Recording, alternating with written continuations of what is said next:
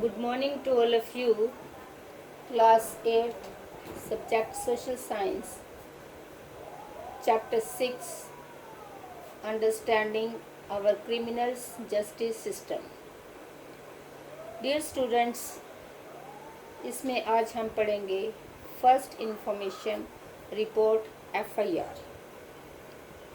It is with the resignation of an FIR that the police can begin their investigations into a crime. Police FIR दर्ज होने के बाद ही किसी अपराध की पड़ताल शुरू कर सकती है. The law states that it is compulsory for an officer in charge of a police station to register an FIR whenever a person gives information about a cognizable offense. तो कानून में कहा गया है कि किसी संज्ञेय अपराध की सूचना मिलने पर थाने के प्रभारी अधिकारी को फौरन FIR दर्ज करनी चाहिए. This information can be given to the police either orally or in writing. तो ये जो आप दर्ज करवाते हैं तो पुलिस को ये सूचना मौखिक या लिखित किसी भी रूप में मिल सकती है. The FIR usually mentions the date, time and the place of the offense, details the basic facts of the offense, including a description of the events, if known, the identity of the accused person and witness is also mentioned. तो FIR में आम तौर पर वारदात की तारीख, समय और स्थान का उल्लेख किया जाता है. उसमें वारदात के मूल तथ्यों और घटनाओं का विवरण भी लिखा जाता है. The FIR also states the name and address of the complainant.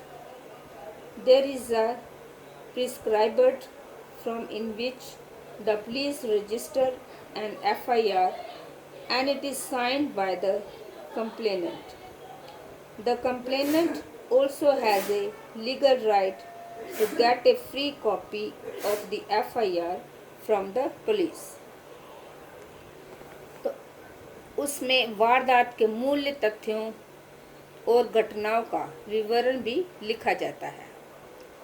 अगर अपराधियों का पता हो तो उनके नाम तथा गवाहों का भी उल्लेख किया जाता है.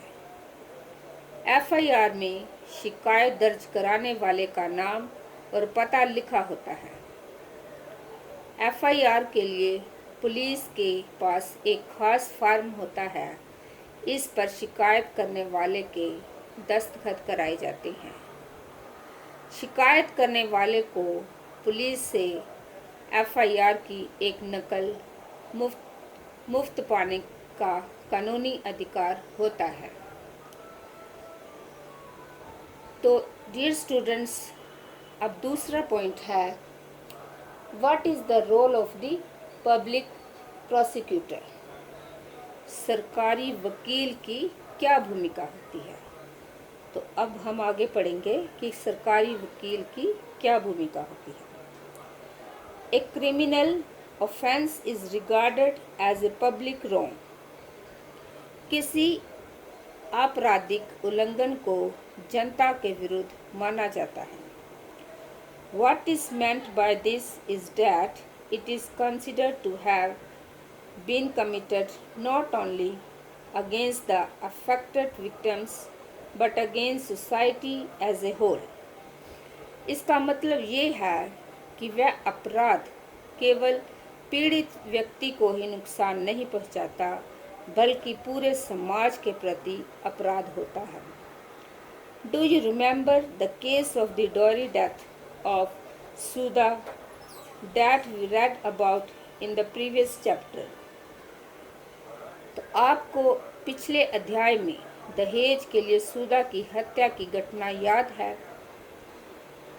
The case against the accused Lakshman and his family was presented by the state. That is why the case was called State. Delhi administration was Lakshman Kumar and others. Similarly, the above case can be called State was Shanti Hembram and not Mrs. Shinde was Shanti Hembram. तो क्या होता है कि आरोपी लक्ष्मण और उसके परिवार के खिलाफ ये मुकदमा राज्य की ओर से दायर किया गया था। इसलिए इस मुकदमे को राज्य दिल्ली प्रशासन बनाम लक्ष्मण कुमार एवं अन्य का नाम दिया गया है। इसी तरह शांति वाले मुकदमे को भी श्रीमती शिंदे बनाम शांति हेम्बाम की बजाय राज्य बनाम शांति हेम्बाम के नाम से जाना जा सकता है। In court it is the public prosecutor who represents the interest of the state. अदालत में सरकारी वकील राज्य का पक्ष प्रस्तुत करता है। The role of the prosecutor begins once the police has conducted the investigation and filled the charge sheet in the court. सरकारी वकील की भूमिका तब शुरू होती है जब पुलिस जांच पूरी करके अदालत में आरोप पत्र दाखिल कर देती है। She has no role to play in the investigation.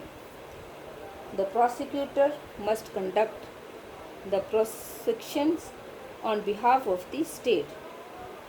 As an officer of the court, it is her duty to act impartially and present the full and material facts, witnesses and evidence before the court to enable the court to decide the case. सरकारी वकील की इस जांच में कोई भूमिका नहीं होती। उसे राज्य की ओर से अभियोजन प्रस्तुत करना होता है। न्यायालय के पदाधिकारी के रूप में उसकी जिम्मेदारी है कि वह निष्पक्ष रूप से अपना काम करे और अदालत के सामने सारे ठोस तथ्य, गवाह और सबूत पेश करे, तभी अदालत सही फैसला दे सकती है। तो डियर स्टूडेंट्स, अभी ब्लैक बोर्ड पर आपका होमवर्क है, उसको कॉपी पे लिखना है और याद करना है। तो फर्स्ट क्वेश्चन है, व्हाट इज प्रोसिक्यूटर? जैसे कि आपने भी लेसन में पढ़ा है, तो ये क्वेश्चन आप कॉपी पे लिखोगे और याद करोगे, व्हाट इज प्रोसिक्यूटर? तो प्रोसिक्यूटर क्या होता है? इसका आंसर है, the prosecutor is a lawyer representing the state or the people of the state in a criminal trial. Thank you and have a nice day.